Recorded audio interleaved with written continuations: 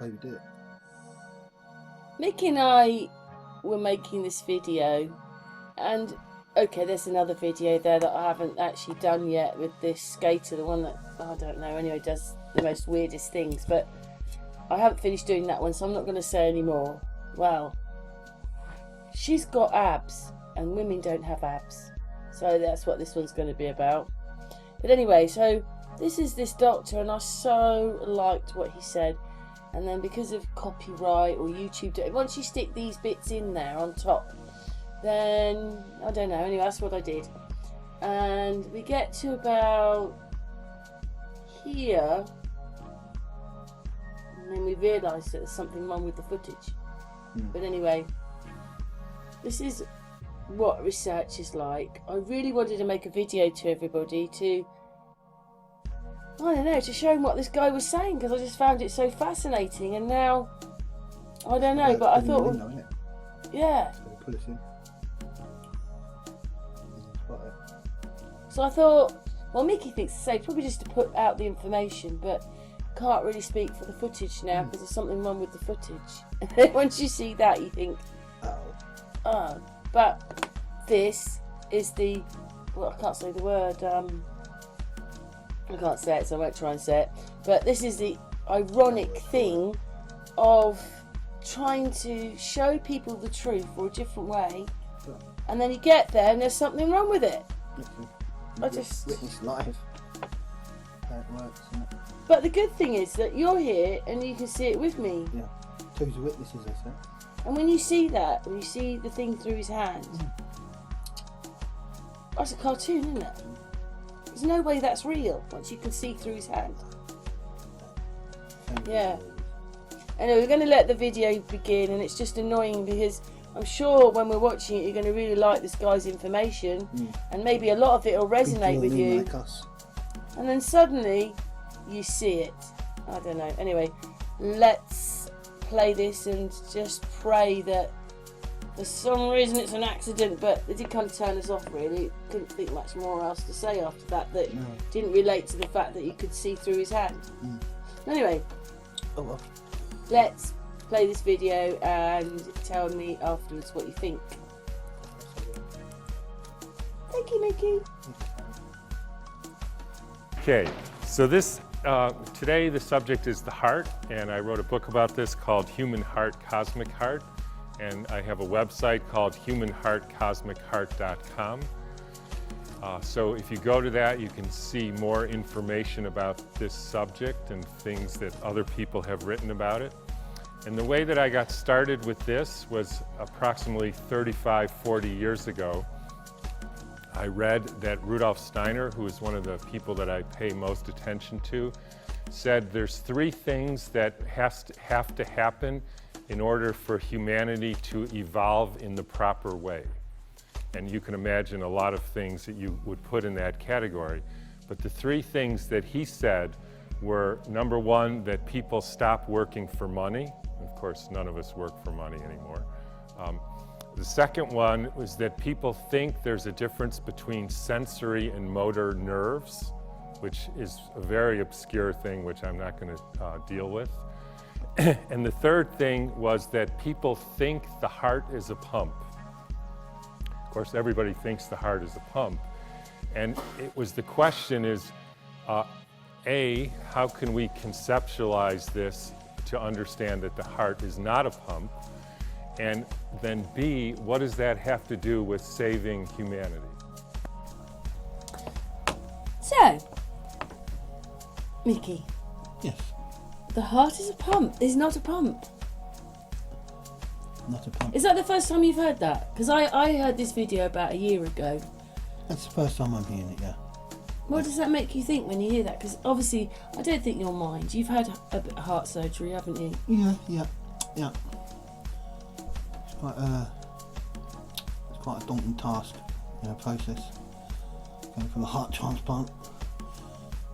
Well, that's what you had.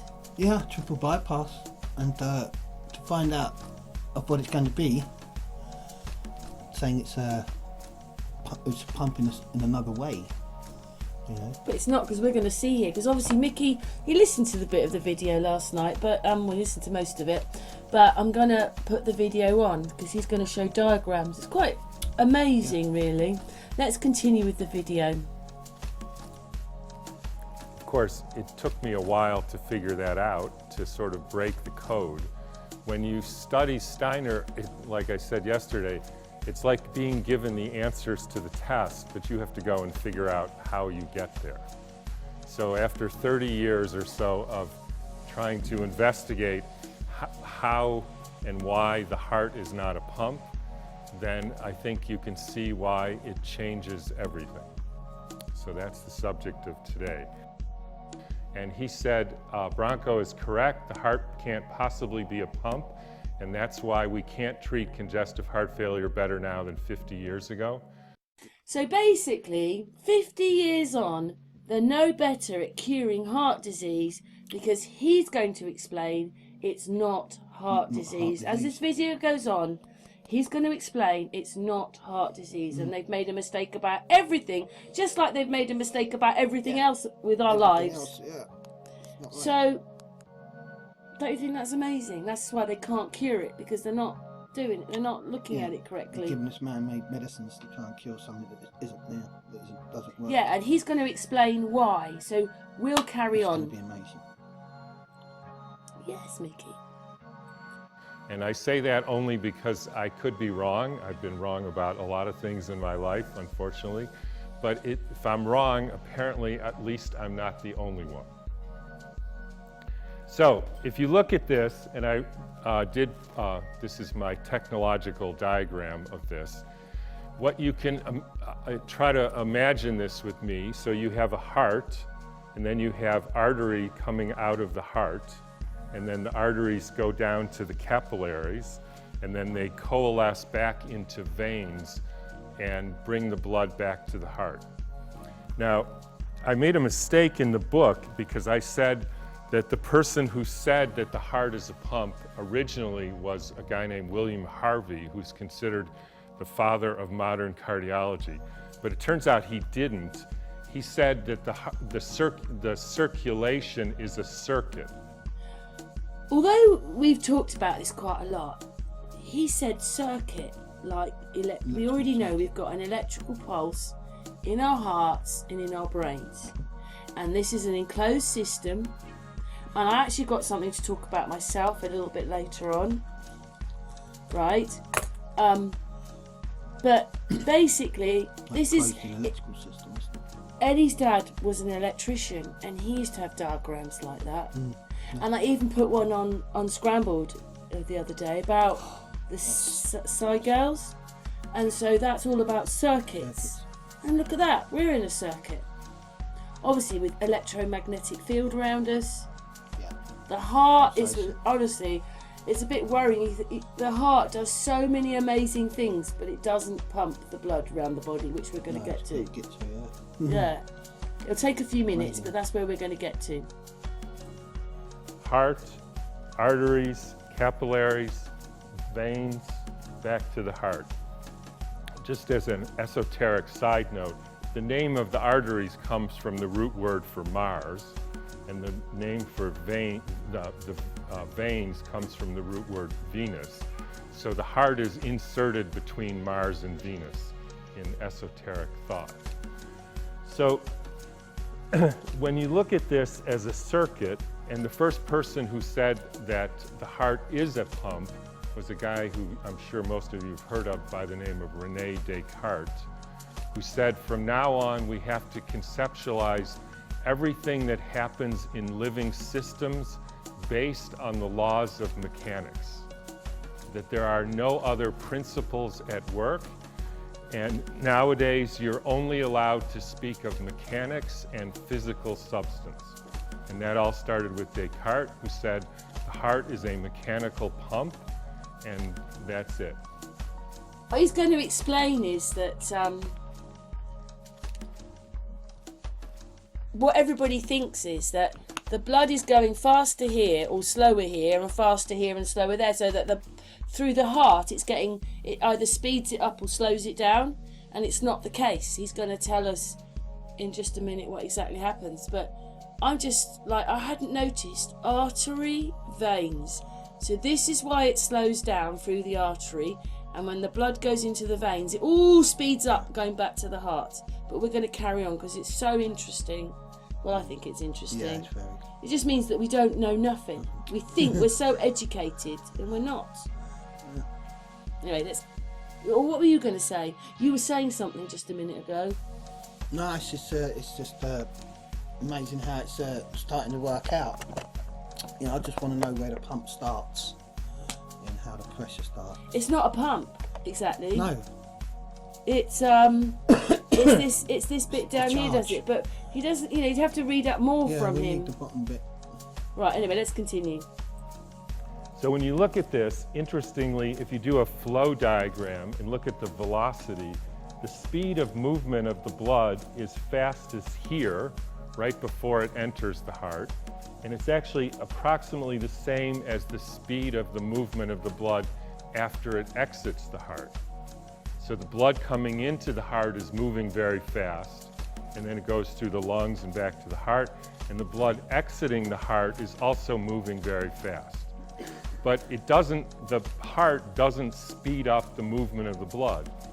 So the first question you should ask yourself, if the heart doesn't make the blood go faster, what did it do to the blood? Now, when you continue on this, you see that the blood starts moving slower and slower and slower until it gets to the tissue level where there's capillaries. So Mickey and I were just wondering, like, where this bit was in the body. So this is just a diagram. So it goes into tissue and what was it? Capillaries. Capillaries. Yeah. So that's where the bottom is. There's no bottom on your body, whether it's your... Yeah, I'd have thought that was the chakra, but yeah. Into tissue level. Straight for the rest of the body. I mean, what are we? Anyway. An organ. Yeah. Electrical organ. Definitely electrical. Then let's carry on, yeah? Circuit, yeah. Or are you going to say what you're going to say? No, that's fine. He says lows when the microphone's not on. No. Yes, you do. Right. Well, I'm in a video. Yes, Mickey. That's a joke now, isn't it? Yeah. Now, the other fact to know about this is essentially one big artery and one big vein. And so imagine this is a river, and then it flows and starts making tributaries, and then it opens up into a pond or a wetland. And as you can imagine, it goes slower and slower and slower until it gets to the wetland and then essentially stops, right? Because anyways, it has to offload oxygen and food and pick up waste products and carbon dioxide. So it can't be whizzing through the capillaries. And then it starts coalescing, like a wetland coalescing into one central vein, and just that compression of the fluid from a wetland into a tube makes it go faster and faster as it gets up to the heart. You see that? So fastest stops here. The other thing you have to realize is that if you put all the blood vessels, if you put them side to side, it would cover an entire football field, one next to the other. So this is a long push. And if you think about what you're pushing through this, let's just say halfway around the earth. It's quite amazing that this guy is really clever, that he's worked out what the heart is and isn't and what it's doing, but he still thinks that we're on a globe spinning, when he's understood so much. So basically he's saying this bit down here is the wetlands, and and seeing it like this, but he still thinks that if this is enclosed, it probably gives you a good idea what's out there, probably. True. Yeah, so we're going to let it play with him talking that, because, I don't know when he made this, and maybe he's even changed his mind about that. I hope so. Yes, Mickey. Be awake. He is awake, but he's not completely awake. Completely, yeah. No, but I do like what he's saying. I mean, Yeah. you know, you haven't seen this before, and Mickey's having to see it cut up a bit. But It's a different way of seeing it altogether. yeah, especially as they've been in at your heart. We triple bypass. I don't want to like frighten anybody or anything, but you told me that you basically cut your rib cage up, Yeah, a bit like Alien. and then they put metal through it to stitch it back. Yeah. Stitch it up. Walking And because there does seem to be this theme of dying, you know, like it's happened to Christian. I think things happened to Gillian where she nearly died but didn't, and you did, didn't you? Yeah. Yeah, for about a minute, 2 minutes. Became that very different. That's what Christian says. Do you not recognise this place? Or do you think it made you even more sensitive? It's made me more sensitive. More sensitive. Yeah, I have more whales around. That's why I like you. Because You're he's the same. sensitive. Yeah. So I must have nearly died at some point then, because I'm hearing this thing. Well, this is the thing. Is that it? Are the awake ones It's a different energy. and the empaths ones that have nearly died or something? It's crazy, isn't it? Sort of a different energy. Yeah. I must have done because I'm mega sensitive, and it's really hard. It doesn't mean I'm difficult. It just means, you know, I can't have people playing games with me. Mhm. Do you know what I mean? I'm Yeah. sure you Yeah, I understand. understand. I understand. Yeah. Anyway, let's move We on. feel too easy. Huh? We feel too easy. We feel. Yeah. Oh, yeah. And they say maybe you should harden yourself up, but then you think, well, if I do that, I'm not me then, am I? Can't help being. Be yourself. Be Mm. free. Okay. Back to the heart Yes. and its doings. Yes, please. You're pushing very sticky fluid in it with stuff in it, meaning red blood cells and platelets, which are approximately the internal diameter of the vessels. And when Marinelli did an analysis of the pump pressure, so let's just be clear what we're talking about. When we say the heart is a pump, we mean there's a pressure propulsion phenomena.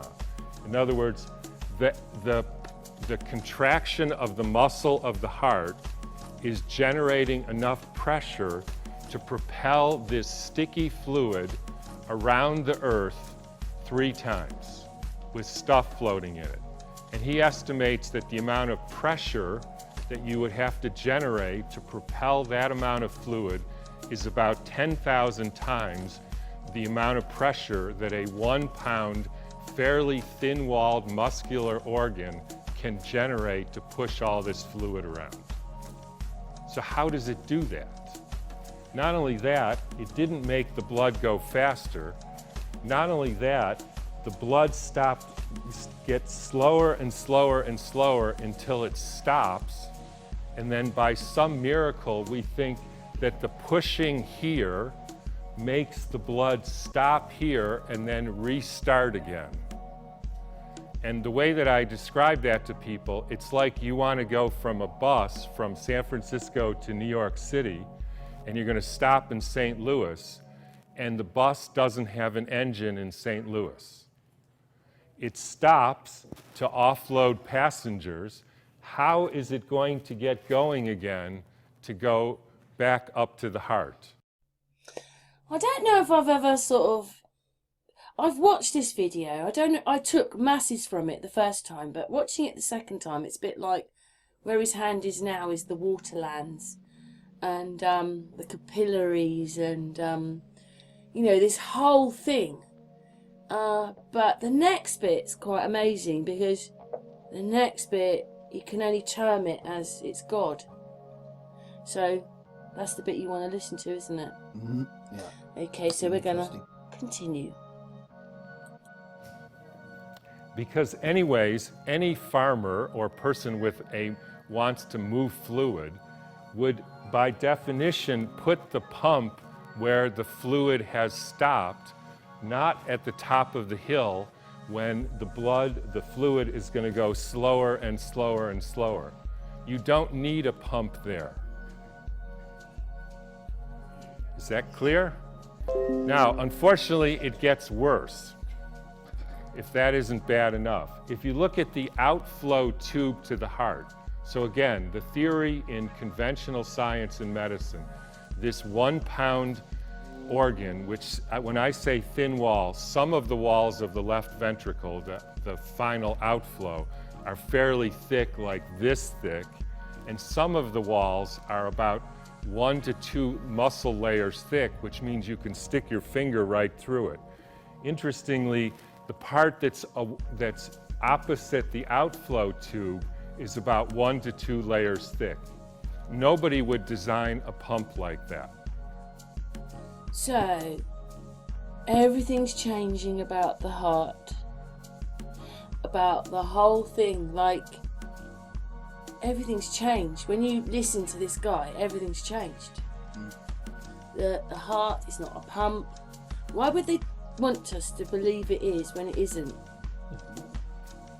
Why wouldn't they want us to know the truth? Yeah, exactly. We'll find out later on.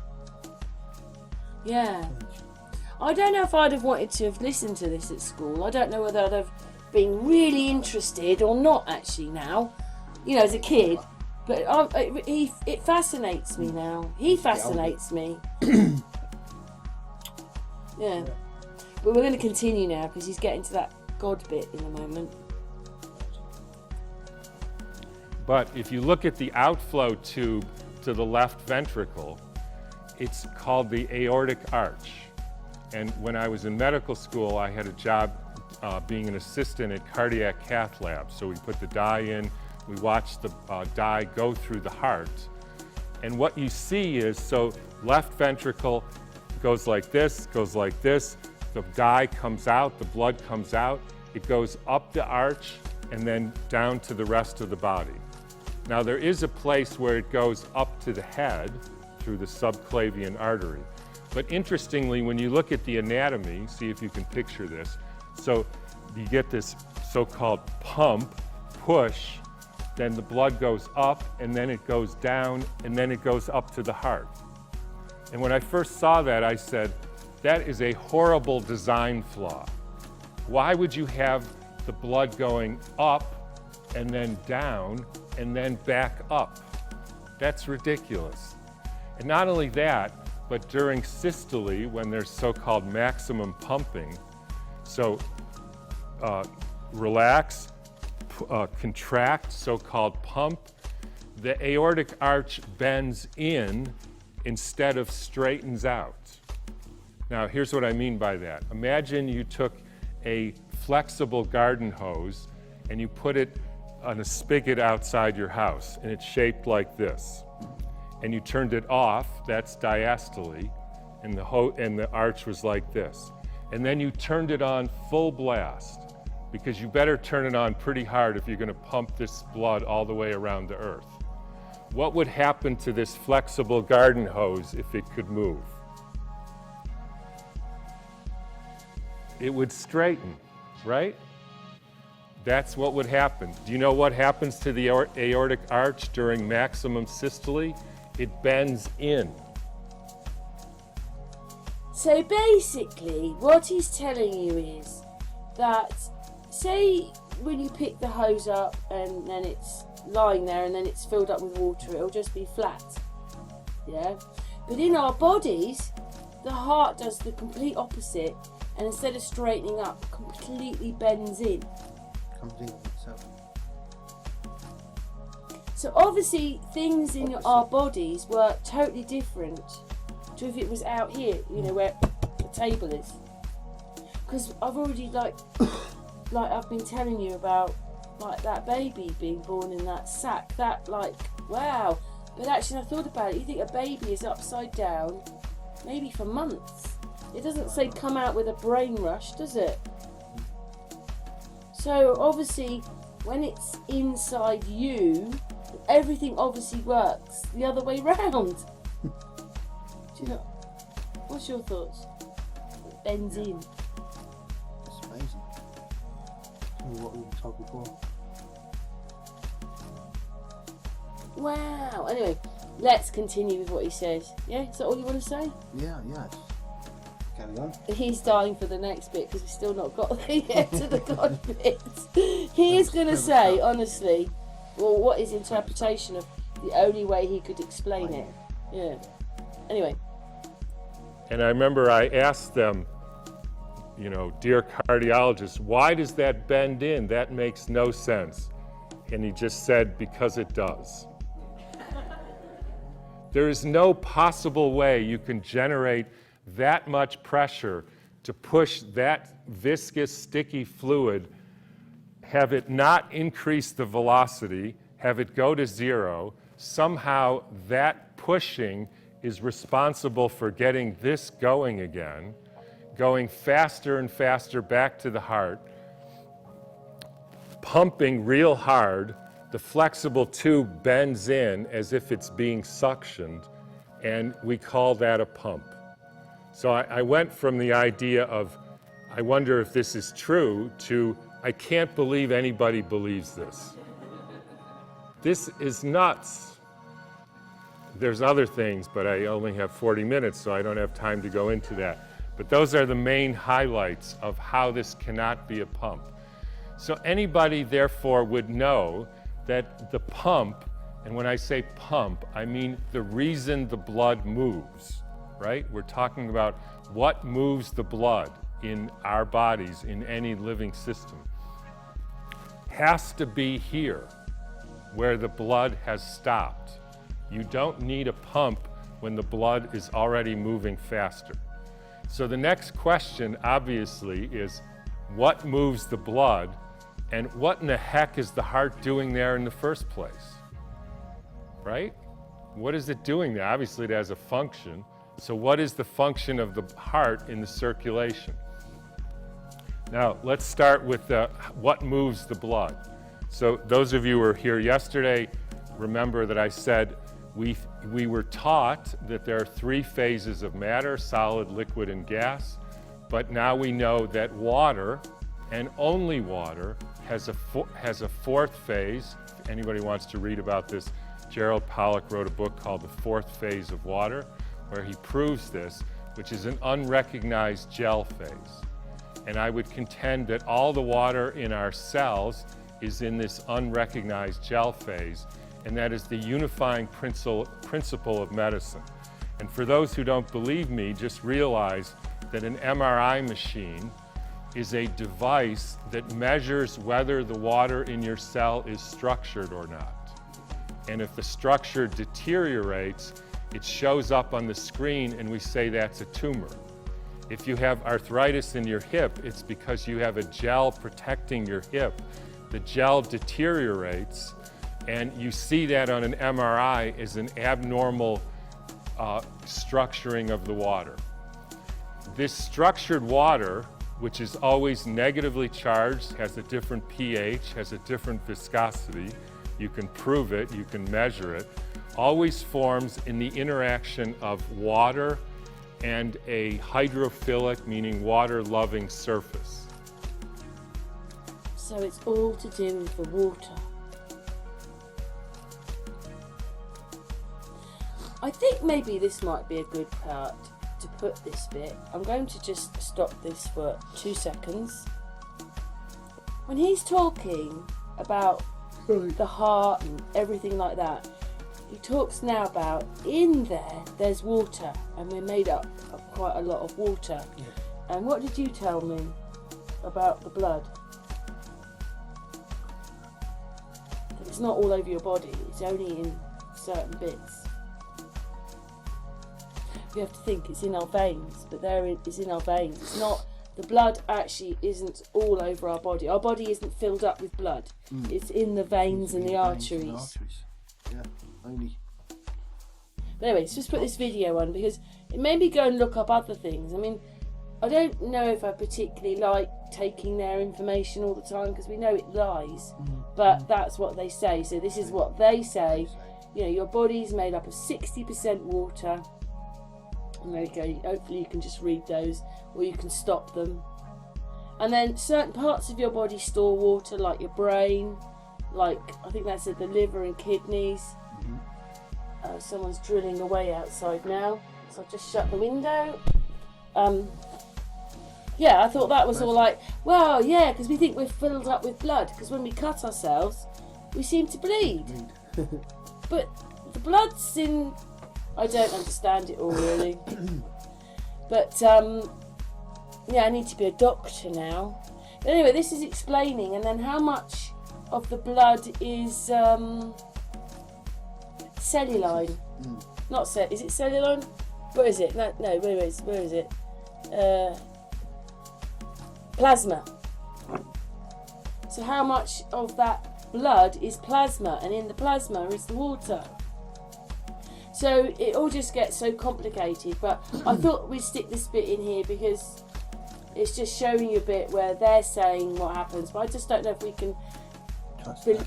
yeah, cannot trust them. No way. But at least if you want, you can stop bits or even look it up yourself. And obviously we're going to get to that bit in a minute with the video. Or maybe I could do it now. Like, we haven't got to the God bit yet, sorry. But your body takes in the water and then it goes into your filter system inside, and then it's used as you. So the body filters out whatever it is. Maybe you had a few Coca-Colas. Well, it must filter it out. Yeah, Maybe you're not as good as you should be if you were drinking water. But your body filters this out and turns it into water. I know that if you're not drinking properly, you're going to get dehydrated, so there's those issues. But the body seems to sort a lot of the things out. I just thought it was quite crazy. And you've got this plasma, and it's like, wow, we're just machines, aren't we? With a circuit. Circuit, yeah. So, It's a bit bizarre. pumping circuit. Yeah. Anyway, on with it. Have you got anything to say? Nope.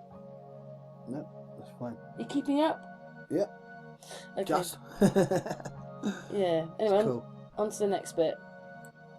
So if you can imagine, you put a beaker of water and you put a hydrophilic protein. In a very small layer next to the protein, there will be a negatively charged gel phase just because of the interaction of water and any hydrophilic surface. Now, if you imagine then this, where you take a beaker of water and you suspend a hydrophilic tube in the water, it will form a small negatively charged gel phase lining the inside of the tube. That's what always happens. You can measure it. Because of this formation of the negative charge, it separates the charges and puts the positive charges dissolved in the water in the middle of the tube. The positive charges repel each other and start flow. This explains the so-called barometric limit conundrum in botany, which says that a column of water in any column can only go up to about 33 feet before the weight of the column of water is too much and gravity makes it go down. Myself, I've never gravitated to these great big trees. Many years ago, artists showed that they were electrical arcings pushing land down and pushing land up. And some of them are going to look like trees. They're bits of now mountain with no bit on the top because it's been pushed out of the ground rather than, well, that's how those mountains were made. But people think they're big tree stumps. But what I've seen is I put the video out, I don't know, about 5 days ago with that building in Savannah Forest. The trees were growing out and up to,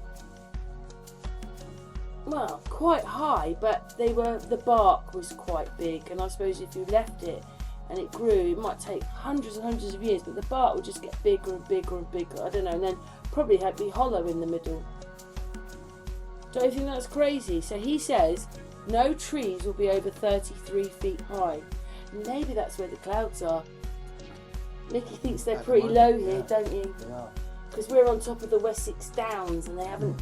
And this is why it'll always be windy here when it isn't anywhere else. But this is why we don't get snow, because we're on top of the hills, nearly at the highest point of England.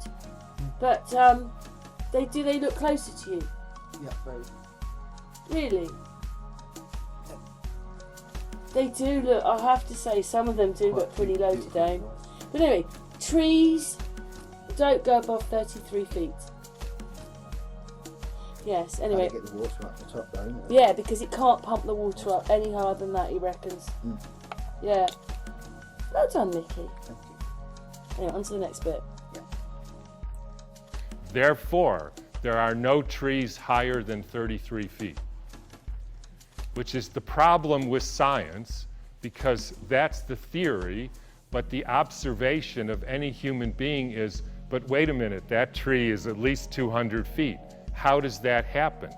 You can't have the sap going up the tree, that's a column of water, without it being too heavy and coming down. Except if you think about what is a tree, and you put this tube vertically, it's a xylem hydrophilic tube which has water in it. It separates the charges, puts the positive charges in the middle. The positive charges can't go down into the earth. They repel each other and go up, and that'll go up as far as you need it to. So this system allows you to understand a capillary is a hydrophilic tube which, with no other energy except what I'll say in a minute required, separates the charges, creates a negative gel phase, which by the way protects the vessel. It dissolves the positive protons charges into the middle of the water. They repel each other, start the movement, and as it coalesces into smaller and smaller vessels, like from a wetlands to a river, it by definition goes faster and faster and faster until it gets to the heart, and that's how the blood starts moving. Well, what it is he is so interesting, isn't he? We're getting to the bit that Mickey really wants to hear about, the dam and the God bit. I know it's taken a little bit of time, but all the good stuff takes time. Has it all? Yeah. All good things come to those who wait. Well done, Mickey. Anyway, on to the next bit then. Clear? It's exactly the system that works. Now, the next question, so what does the heart do? Well, the heart stops the blood. It's obvious. In fact, Rudolf Steiner said it's what the heart is like is a hydraulic ram. So what is a hydraulic ram? Hydraulic ram you put in fast-moving water, exactly like this. You put a dam and then a containment that can expand and contract, so it's a flexible containment vessel behind the dam. The water comes into it, expands the dam, expands the containment, the dam is still shut, and then you build up positive pressure on the incoming side and negative pressure, i.e. a suction or a vacuum on the other side. When the pressure differential gets to be too big, the gate opens, the aortic arch is sucked in because of this negative pressure. That brings the alignment of the blood vessel in direct alignment with the heart and the outflow of the heart up to the head. So it's not a design flaw, it's a perfectly structured system as long as you understand the suction effect. So the blood comes in, expands the wall, opens the gate, and then there's a passive contraction of the left ventricle around the outflowing blood with no energy required. That's exactly what happens. We get this far making this video about another way of looking at what the heart really is, and I don't know if anybody can see it, but this can't happen if you're really there. We can now see the thing of his identification thing Yes. right through his fingers. So now I'm not sure what it means. Yeah. Because the next bit he's going to talk about the God bit. Good bit. Why can't anything just be real? No, it's just, Look at that. you only just spotted it. It's crazy. You know, I don't intentionally go to look at these things to find the No, problems. but it's always there. But man. you can see that, can't you? Yeah. You can see that thing through his fingers, which is impossible. Like most of the videos. All the videos basically. Exception. I don't know what to do Yeah. now because I was making. I mean, I don't know. We were making this Perfect video in video. good faith and looking at research, and now I'm not sure what to think. Yeah. And there was a bit where you cut out where you said about the globe. Yeah, because well, that means he's not real.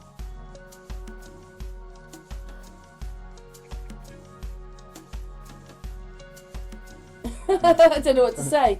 Should we just? Stump for words, isn't it? Yeah. A bit shocking. Shocking.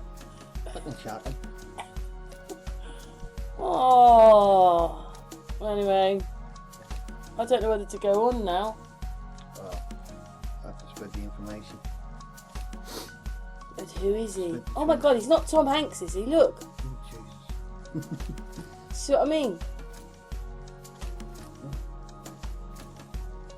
His eyes are the other way around, but he looked a bit like it could have been that bit, couldn't it? Tom Hanks. Anyway, let's just finish his video off, but I'm quite disappointed now.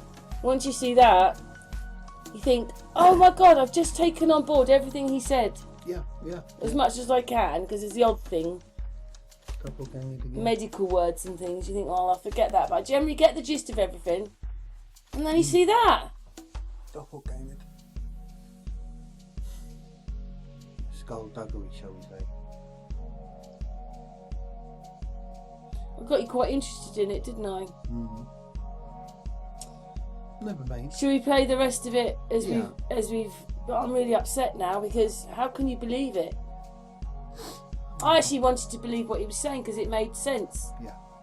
And So it's, you know, he hasn't even got to the God bit yet. no, not at all.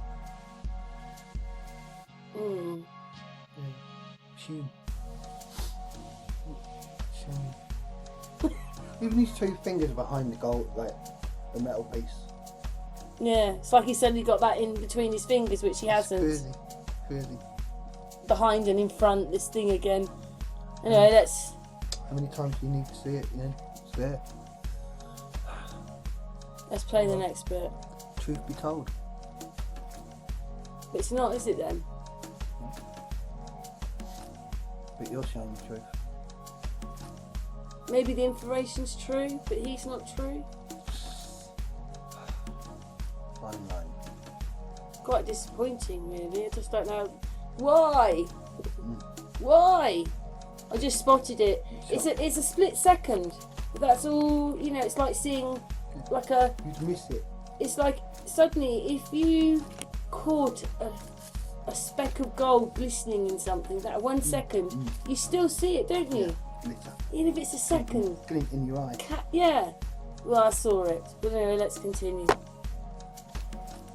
Now it gets even more interesting because if you then investigate what actually happens inside the left ventricle, you see what happens is a stopping of the blood, and then it creates a vortex inside the left ventricle.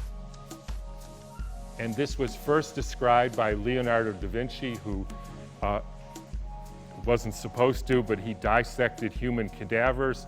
He made a cast of the human heart. He put water and wheat seeds through it, and he could see that the blood moved in a spiral formation, which is the formation of life. Right, so he is talking about this. This is a Mandelbrot. And this is a Mandelbrot. And Sweet. that's what he's talking about. That's what is in the heart. Those are the spiral things it does in the heart. Got the 40 spirals. Those are the spirals. That's what he's talking about. He's talking about things like this. So when he's talking about these kind of things, the tree of life, the flower of life, the fruit of life. So this is the workings of the vortexes in the heart.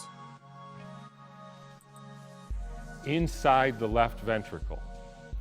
Now, if you read the Sufis, they say there is a moment when the blood stops, and that's where God enters the human being. So here's what happens. The blood enters the heart. It's moving because of the properties of water. If you go back and read Harvey, Chinese medicine, all the rest of it, you say, why, if you ask them, why did the blood move? They said, because of the vital force present in water. Exactly. The vital force present in water, I'll describe that in a minute, moves the blood, it comes to the heart stops the blood, the heart creates an internal vortex, which is always the pattern that nature uses to bring energetic fields into and structure physical substance. That structures the blood to be an agent of the spirit. It's hard to say it any other way. And that distributes the blood to the rest of the body. It's so amazing even that there's little vortices inside the heart. There's about 50 of them. Oh, you bastard. We're recording now. This bit when he's talking about when the blood stops, and he says for it to move on, the only way he could describe it was God, and God is entering you.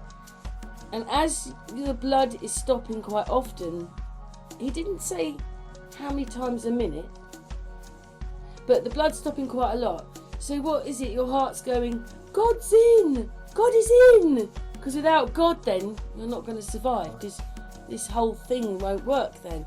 You need God, God, God, God. What is it then? Do you get that? He didn't say how many times a minute our heart that was happening down there, did he? In the wetlands. Just little things you notice, but I don't know, I found it really interesting. Like Vicky says, can't quite get past that finger thing. Yeah.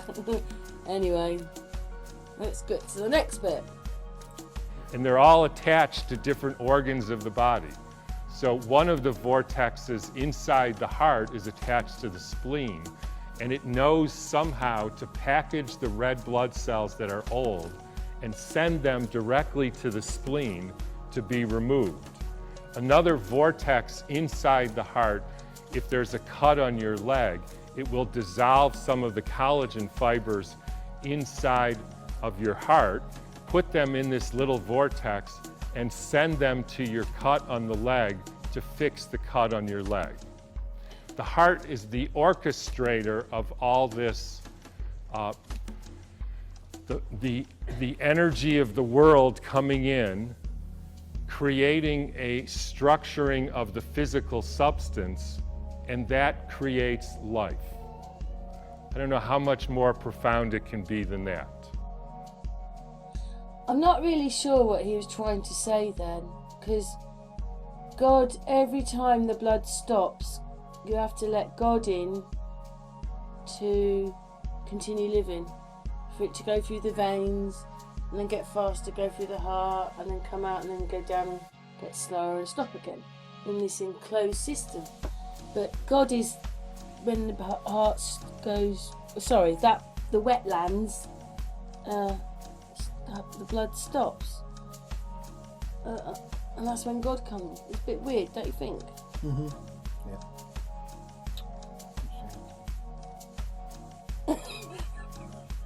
What do you make of him then? What do you make of him then? I'm still in two minds about him. Because of the thing in his fingers. Once you see it, it's put a bit of a poo on this because we're carrying on, because put quite a lot of effort into making this video, but you know, it's a bit upsetting to see things through his fingers. It's sort of put a bit of a downer on it now. No. Because now we don't know what's real and what's not real. Is he real? Is what he's talking about real?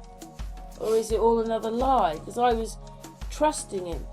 At this point. But I don't want to poo-poo it because there's quite a few videos on YouTube with him in. And it's quite amazing what he's actually talking about if it's real. Gotcha. You know, I just sometimes wish I didn't catch that speck. Yeah. And yeah, people can say, oh well, but it doesn't matter, a speck is a speck, and actually Looking at how it looks. then you start slowing it down and then you see all the mistakes. But anyway, yeah, we better carry on because we've still got a little bit of video to go. Now, the other thing that this changes is it changes your entire conception of disease. So for instance, we know this disease called high blood pressure. So why do you have high blood pressure? So we don't know, it's idiopathic. But if you think along this line, so you have the blood flowing because of the ability of water to structure properly, right? Insofar as you have a robust movement and flow, then you have a strong flow of blood around the body. But if somehow this becomes weak, then you have a weak flow. And then I asked myself, and this changed everything the way I see the world and the way I see medicine, if I had a weak flow, what would I do to increase the flow?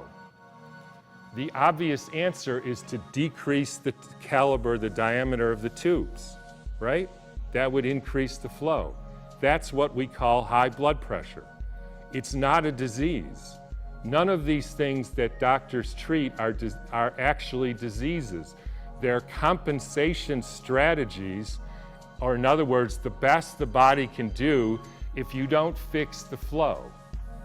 If you don't fix the flow, your wisdom of your body will narrow the tubes to create flow. Does it cause trouble? Yes, but that's better than having no flow. So now we have to get into the issue of, and this is where it gets fun because I get to harass everybody, which is one of my favorite things to do. So how do you increase flow? Which is the same question as how do you structure the water in the blood, because that creates the flow, as you all know now. But that same energy creates the structure of the water in your cells, which if distorted, your body has to create a fever to create snot to get rid of this distorted gel. If you have a distorted gel in your hip, we call that arthritis. So how does this happen? So it turns out that this is a very good system that Pollack developed to investigate this, because you can measure the flow. The stronger the flow, the greater the gel that's formed, the healthier, the more structured the gel is.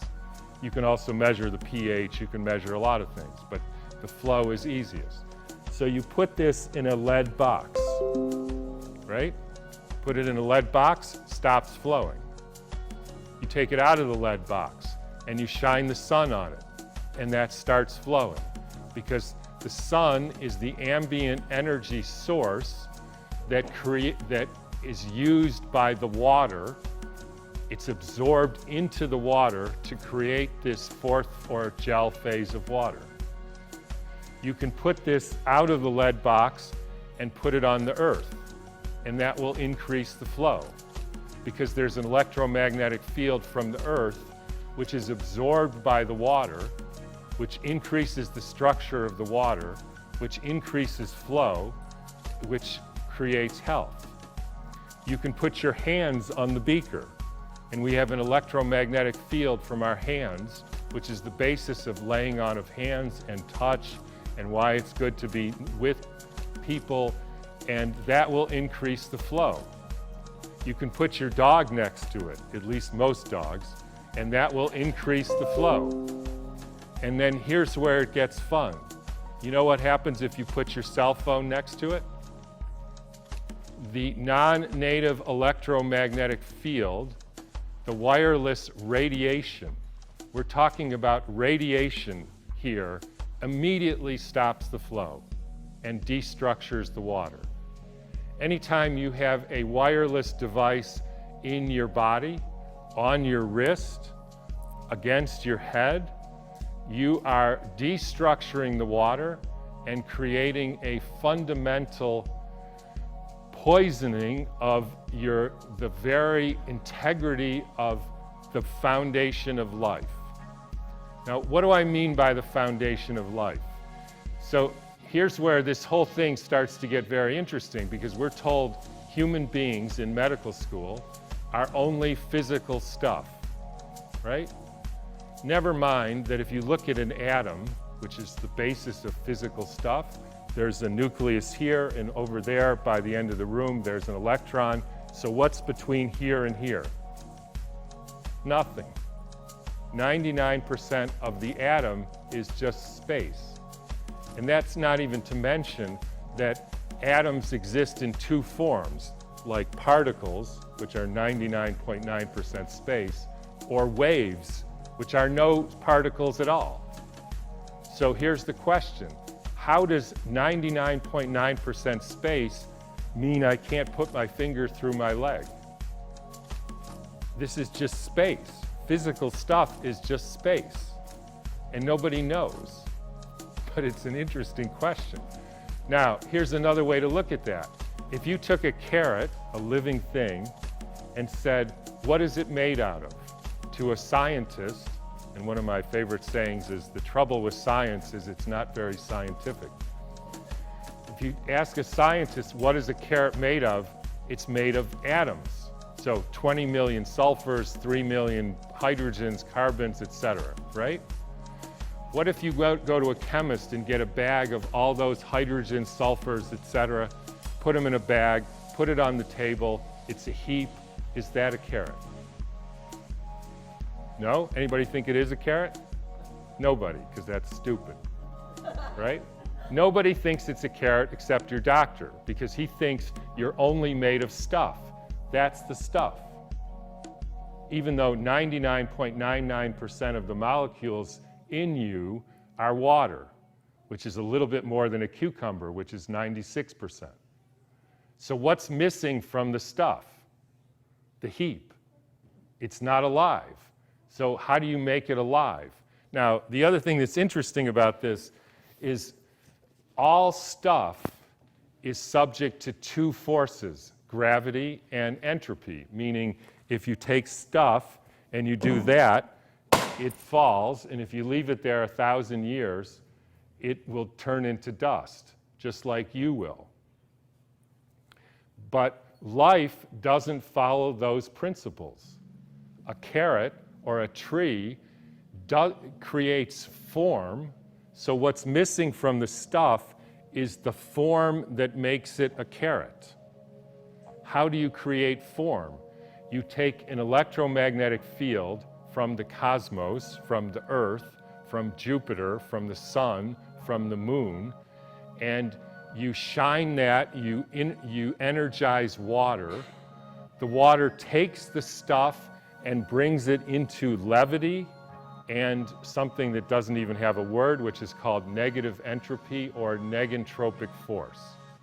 It creates form and life out of stuff, working through the water, working through these, absorbing the electromagnetic fields of the universe and creating life forms, which is the entire most important thing by far of any living being. That's where the action is, how you interfere or promote those life forces. Now, what's the time? A few minutes. Mickey doesn't really want to talk anymore, but I'm making him, aren't I? I'm afraid so. Yeah, you got me. Anyway, the reason we were looking at this is that it was a bit weird that you can see his hand in front of the microphone and behind it, but you don't really see that there's like gets behind and in front of it. It's not like he keeps stepping away or anything. Size of his hands, though, Jesus. And I never thought, you know, I really liked what he was saying. That's what I was making the video about. And I'm really upset now that instead of showing you him and just what he's worked out, now we're showing you that his hand goes behind and in front of that microphone and you can't tell when it happens. And Edward Scissorhand or something going on there. Look at that. It's got like claws. Same as the others, yeah. Well, I suppose when you start talking and waving your hands around, your fingers disappear. That's what happens, they disappear in front of you. It's normal. It's a bit upsetting because I really liked what he was saying. But this is what I'm saying. I just don't know if we can trust very many people at all because they all seem to be lying. And his hand's a bit strange here. It's gold up on it. It doesn't work for him. Because if it was something to do with the filming, it would be the whole film. It would have distortion on it. It's only his hand.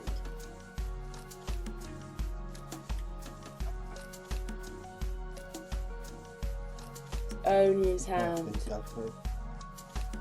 Bit upset about that, really. Oh, this is me messing around. Trying to get that footage where his hand goes over the microphone. Yeah, with all the numbers on it. And then what it was is, like, you can see his fingers don't look attached to his hand. But in a minute, there's whatever it is there. Look at that. It's like, what's that? I saw it as 30, but now it looks like a 40. Yeah. Could be 49. 40. There's some writing there. And then it's like, Binary numbers. Look at it. It's just annoying. Is it something that they're adding when these videos come on or something? Digital is about numbers.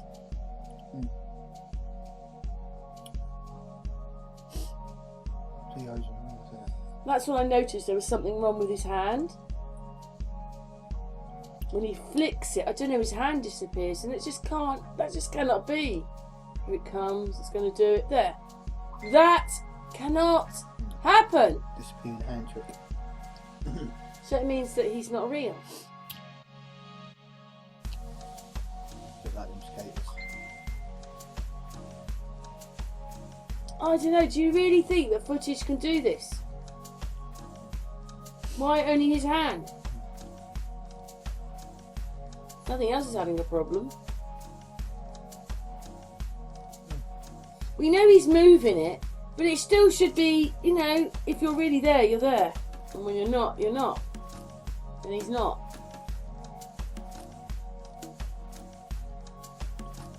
Look at her hands start going numb. Oh yes, and I also noticed that it's just probably coming here that one of his hands, or we might have gone past it, one of his hands is bigger than the other. Here it is. Is it here? That's crazy. One of his hands is bigger than the other.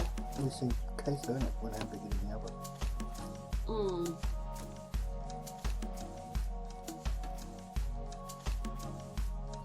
Anyway, there's a bit in here where one hand is bigger than the other, and that's how we're going to end the video. Bit upset really about that. Yeah. So disappointing. But there you go. Research. You just never realise where your research is going to lead you. Yep. Yeah. Thanks for having me, Mickey. David Cameron, been a pleasure. 13 minutes. Everybody got this? There's a physicist named Erwin Schrödinger who wrote a book called What is Life? He said life is levity and negentropic force that works through water. Water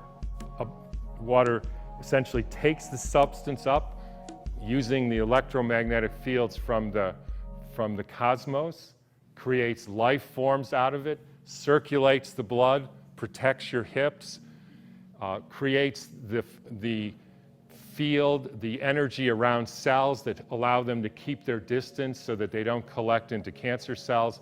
I wrote a whole book on how the abnormal water forces in the cell actually essentially create the cancer cell. So you can read about all that, but I don't have time for that now. So that's a new way of looking at medicine and life, and I think then you can see that the point of Steiner's The Heart is Not a Pump is that gets you to have a whole different conception of what a living being is and what the heart is doing, including what diseases are. Diseases are compensation strategies.